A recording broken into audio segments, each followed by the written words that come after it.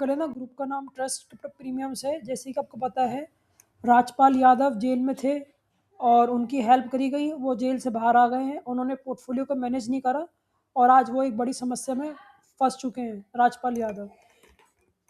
तो latest news बताते हैं आपको राजपाल यादव की क्या चल रही है।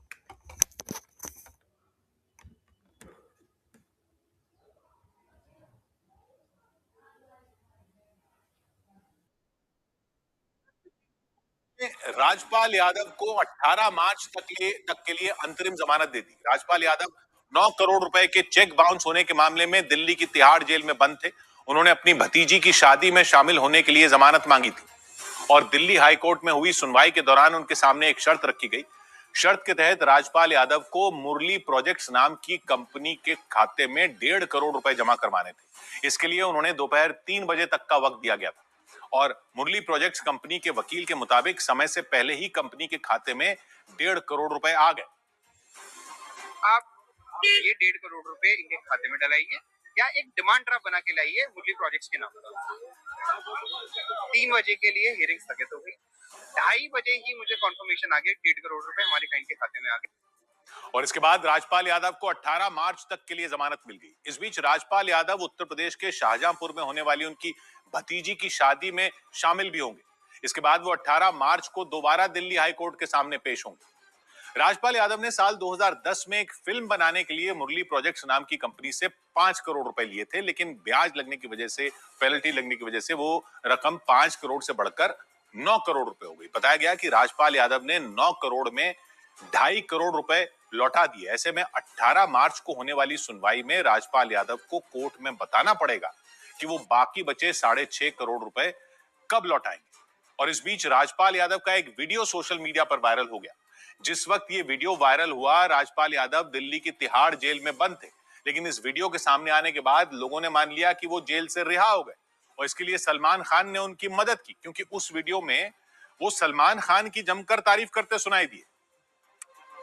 बेल मिला है, क्या कहना चाहेंगे? फिल्मी दुनिया के लिए कितनी खुशी की बात कह सकता हूँ कि सलमान भाई बड़े भाई की तरह हैं और सलमान भाई आज घर में उनके साथ बैठ के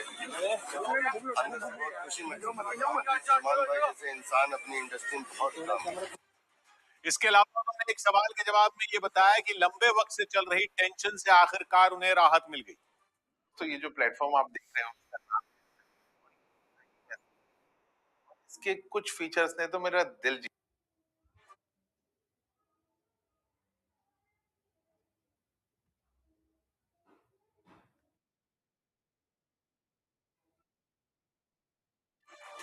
कैसा महसूस करते हैं? 4 दिनों से टेंशन था और अभी थोड़ा सा रिलैक्स मिला है। मैं रिलीफ महसूस कर रहा हूँ और उनके अच्छे फ्यूचर के लिए कामना करता हूँ। और इसके बाद सोशल मीडिया पर यह खबर आग की तरह फैल गई कि सलमान खान की मदद से राजपाल यादव तारीफ करते सुनाई दिए। दूसरी तरफ यह खबर भी सामने आई कि राजपाल यादव के सरेंडर करने के बाद सलमान खान ने उनकी आर्थिक मदद की थी, लेकिन असल में यह वीडियो 8 साल पुराना बताया गया। 7 अप्रैल 2018 को सलमान खान को काला हिरण केस में जमानत मिली थी, सलमान खान को मिली थी। और इस वीडियो में राजपाल यादव अपनी नहीं बल्कि सलमान खान की जमानत के बारे में बोल रहे थे। सौभाग्य की एक बात यह कि राजपाल यादव के जेल जाने की खबर ने पब्लिक को यह तो याद दिला दिया है कि किसी को चेक दे दिया तो पैसे देने ही पड़ते हैं। चेक वापस चला गया तो जेल भी हो सकती है। जब राजपाल यादव को हो गई तो किसी को भी हो सकती है। लेकिन अगर आप सोच रहे हो कि राजपाल यादव का चेक बाउंस का केस तो 2010 से चल रहा था और 2026 में फरवरी में उन्हें कुछ दिनों के लिए ही तिहाड़ जेल जाना पड़ा क्योंकि कोर्ट ने कहा कि पैसे समय पर नहीं चुकाए, तो अगर आपको लगता है कि इतने साल लग जाते हैं कि bounce case, cheque bounce case में, तो इस गलतफहमी में मत रहिएगा। क्योंकि वो टाइम तो इसलिए लगा क्योंकि पहले कानून अलग था। 2025 से कानून बदल चुका है। अब ये मत सोचना कि आपने अगर चेक दे दिया और अकाउंट में पैसे ना हुए तो सालों तक कोई बचा रह जाएगा। ये पहले वाला कानून में होता था। पहले जरूर चेक बाउंस के केस में बहुत देरी होती थी क्योंकि समन्स यानी कोर्ट का नोटिस पहुंचाने में ही बहुत समय लग जाता था। फिर आरोपी समय मांगता रहता था, अपील करता रहता था, केस सालों तक लटका रहता था। राजपाल यादव के मामले में भी यही हुआ। उन्होंने कई बार समय मांगा, बीच में कुछ पैसे दिए, लेकिन पूरा पैसा नहीं चुकाया, तो केस 15 साल से ज्यादा चल गया। अगर 2025 में सुप्रीम कोर्ट के जो नए नियम आए वो पहले लागू होते तो क्या ये इतने साल लगते? नहीं, नहीं लगते, बल्कि इससे बहुत कम समय में केस खत्म हो सकता था। मतलब 1-2 साल में ही केस खत्म हो सकता था, क्योंकि अब सुप्रीम कोर्ट ने चेक बाउंस के केस जल्दी निपटाने के लिए बहुत सख्त और तेज फैसला सुनाने वाले नियम बना दिए हैं। ये नियम 1 नवंबर 2025 से लागू हो चुके हैं और पुराने केसों पर भी जहां मुमकिन होगा वहां लागू कर दिए जाएंगे। तो इन नए नियमों में एक तो समन्स बहुत जल्दी भेजने का सिस्टम बना दिया गया है। पहले समन्स डाक से जाते थे, मतलब बाय हैंड सर्व होते थे। तो आरोपी कहता रहता था कि समन्स मिले ही नहीं, यानी कोर्ट का नोटिस रिसीव ही नहीं करते थे और इसी में महीनों लगा देते थे।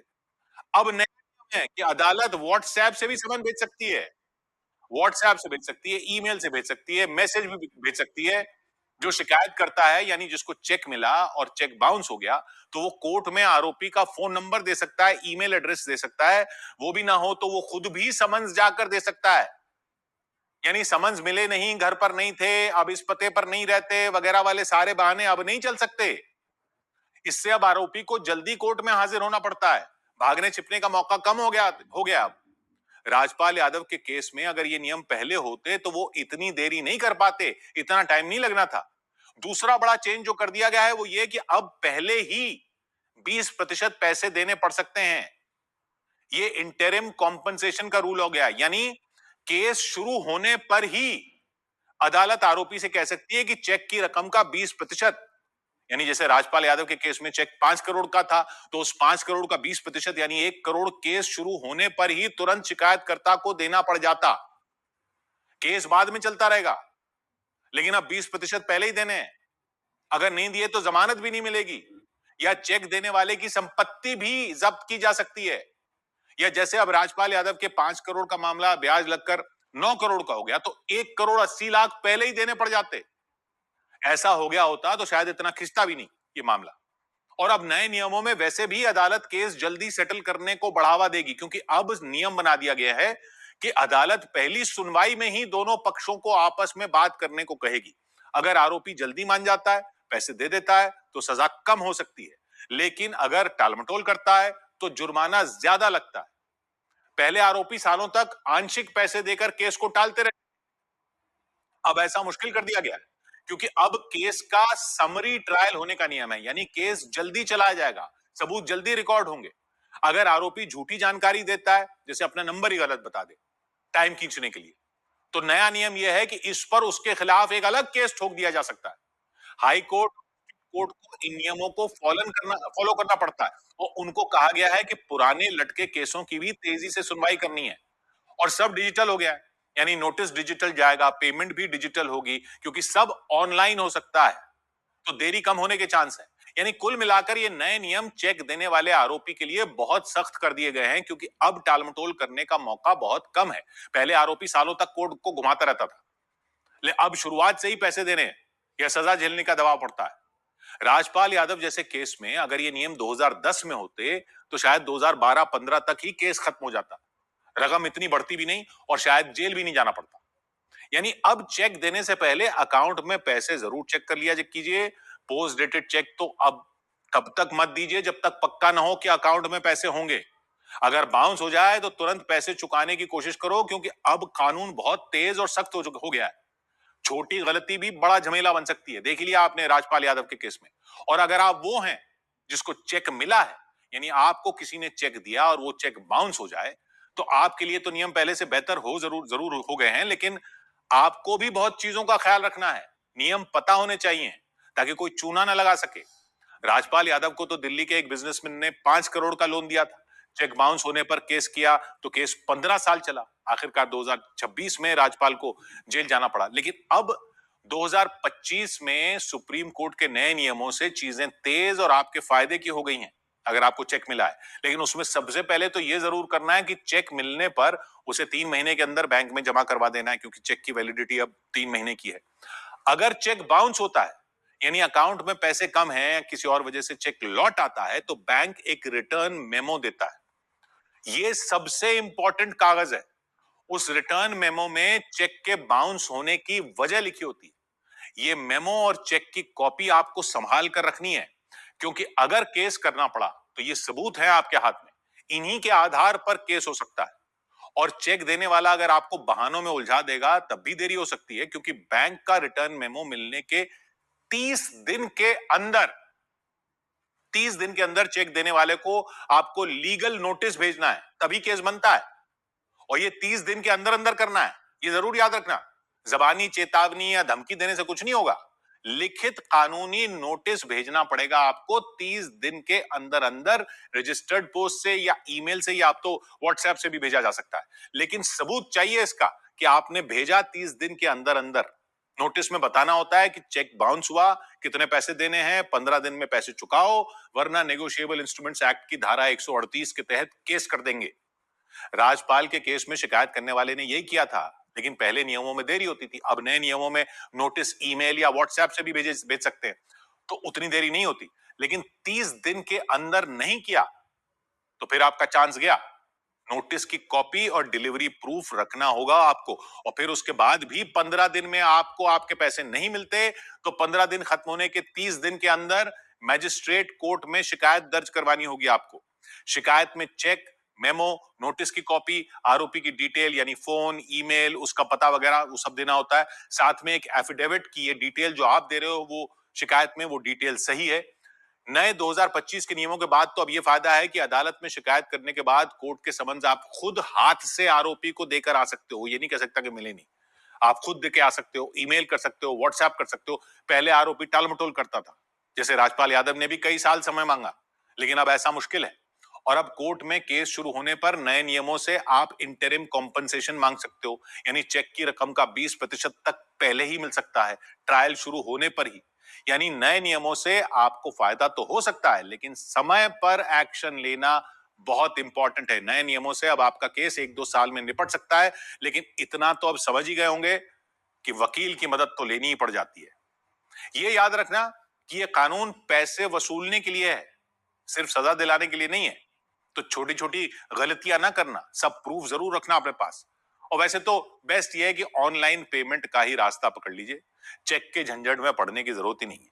तो आपने गाइस देख लिया कि बंदा जो है ज़रूरत से ज़्यादा पैसे का अगर लेन देन करता है तो वो कितनी बड़ी परेशानी में पड़ सकता है।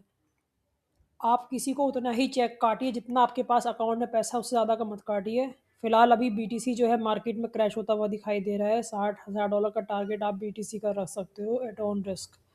इथेरियम भी थोड़ा सा मार्केट में गिरता हुआ दिखाई दे रहा है। $1500 का टारगेट आप इथेरियम का भी रख सकते हो। अगर आपको क्रिप्टो में ट्रेडिंग करनी है, सीखना है फ्री ऑफ कॉस्ट, तो आप मेरे पास आ सकते हो। Trust crypto premiums Telegram group name है। अगर आपके पास ज़ीरो इन्वेस्टमेंट है बट आप टाइम दे सकते हो तो आपका मोस्ट वेलकम है। यहाँ आप एयर ड्रॉप से भी पैसा बना सकते हो। फ्री ऑफ कॉस्ट कंपनियाँ कॉइन देती हैं, उनके नए नए प्रोजेक्ट में आप उससे पैसा बना सकते हो। ओवरऑल मार्केट अभी थोड़ा सा ग्रीन दिखाई दे रही है, बट थोड़ा बीटीसी अभी रेड है। लिक्विडेशन हीट मैप देख सकते हो आप कि डाउन ट्रेंड में लिक्विडेशन लगभग $300 मिलियन की है और अप ट्रेंड में लगभग लिक्विडेशन जो है सेम सी है। तो पहले थोड़ा सा बीटीसी नीचे जा सकता है। बाकी हमारा यूट्यूब चैनल सब्सक्राइब करना। और डॉज कॉइन काफ़ी ज़्यादा नीचे आ चुका है, थोड़ा बहुत बाय करना चाहो कर सकते हो। BNB भी और नीचे आ सकता है, $300 तक का आ सकता है। XRP भी $0.7 तक आ सकता है। क्रिप्टो मार्केट एक रिस्की होती है फ्रेंड्स, ऑलवेज अपना रिसर्च करें। चलते हैं, bye, thank you, take care.